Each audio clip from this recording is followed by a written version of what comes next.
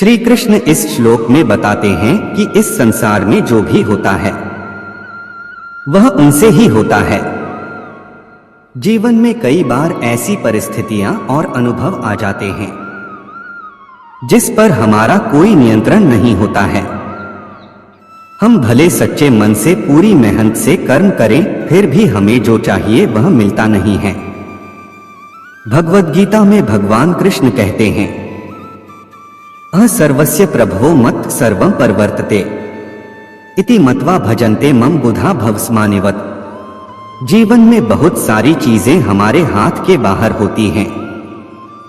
कभी कभी हम पूरी मेहनत से सही कर्म करते हैं मगर हमें उसका फल नहीं मिलता है, या कभी कभी हमारे साथ कुछ ऐसी घटना हो जाती है जिसके बारे में हमने सोचा भी नहीं था। ऐसे में हमें लगने लगता है हमारे साथ अन्याय हो रहा है, या फिर हमें जीवन कठिन और क्रूर लगने लगता है। श्री कृष्ण इस श्लोक में बताते हैं कि इस संसार में जो भी होता है वह उनसे ही होता है।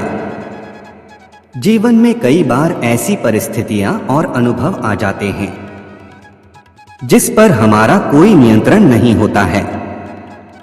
हम भले सच्चे मन से पूरी मेहनत से कर्म करें, फिर भी हमें जो चाहिए वह मिलता नहीं है। कभी कभी तो फल की जगह दंड ही मिल जाता है। हम सबके साथ कभी न कभी ऐसा होता है और हम सब सोचते हैं कि ऐसा क्यों हो रहा है। बात कुछ ऐसी है कि अगर आप अपने बच्चे को घर में सिर्फ अच्छी बातें सिखाएं और उसे बहुत प्यार करें, तब भी आपके बच्चे का स्वभाव क्या केवल इस बात पर निर्भर होगा? नहीं, आपके बच्चे के स्वभाव पर अलग अलग चीजों का प्रभाव होगा। जैसे कि वह स्कूल में क्या सीखता है, उसका स्वभाव इस बात पर भी निर्भर करेगा कि उसके दोस्त कौन हैं और कैसे हैं। उसका स्वभाव इस पर भी निर्भर करेगा कि वह टीवी पर क्या देखता है। ऐसी स्थिति में आप हमेशा पूर्ण मन से प्रयास करते हैं, पर क्या परिणाम आपके हाथ में है? तो फिर क्या उस परिणाम के लिए अपने आप को दोष देना या उसे अपने मन पर हावी होने देना उचित है? आप बताइए, ऐसी अवस्था में आपके हाथ में क्या था? क्या आप इसके बारे में कुछ कर सकते थे?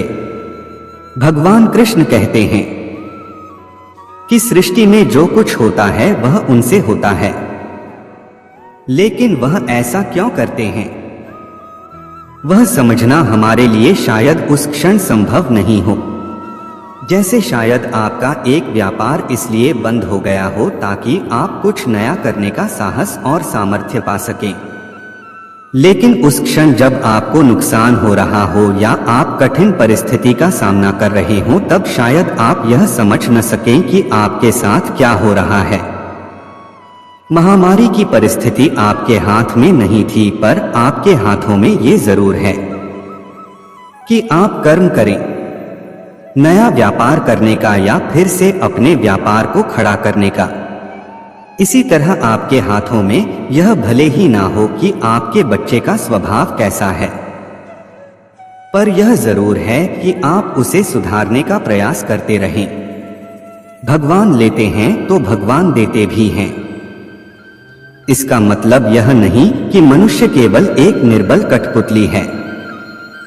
भगवान की हर इच्छा में आशा है और अवसर भी। भगवान की इच्छा में आशा हमेशा यह होती है कि हम जो अपने लिए सोचें उससे ज्यादा आगे बढ़े। भगवान की इच्छा में अवसर यह है कि वह जो हमेशा आशा रखते हैं हम उसे पूरा करें। भगवान हर छोटे से छोटे अति सूक्ष्म जीव की श्वासों की आहट ही नहीं, वो क्या सोचने वाला है वो भी सुनते हैं, और जो उसके हित में हो वो हर मनोकामना भी पूरी करते हैं। दिल सच्चा हो या झूठा, इससे भगवान पर कोई फर्क नहीं पड़ता। आपकी भी सुन रहे हैं। केवल ईश्वर के बारे में आपको पता ही नहीं है, इसलिए ऐसा सोच रहे हैं।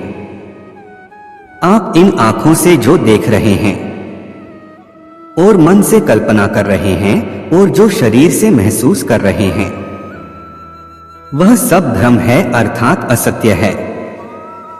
इसलिए आपकी पुकार ईश्वर तक तो पहुंच रही है, पर तुम ईश्वर क्या दे कह रहा है, आपको मालूम नहीं चल पा रहा है। इस अवस्था में आपकी जो कोई भी सुनेगा वो ईश्वर नहीं, कोई शक्ति युक्त पुरुष ही होगा, जो आपकी गुलामी की भक्ति देखकर आप पर दया करके कुछ न कुछ दे देगा और आप उसका गुणगान व जय बोलकर पाठ पूजा करते रहोगे।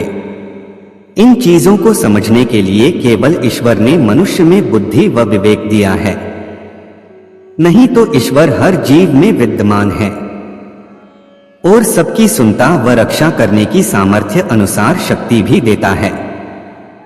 वो ईश्वर है हर जीव के अदन्य सुरती रूप में आत्मा, जिसके कारण ये सब हो रहा है, वरना आपका मन तन शरीर सब जड़ है। ये सब आत्मदेव से ही पैदा हो रहा है। पूरा वीडियो देखने के लिए दिल की गहराई से शुक्रिया, धन्यवाद।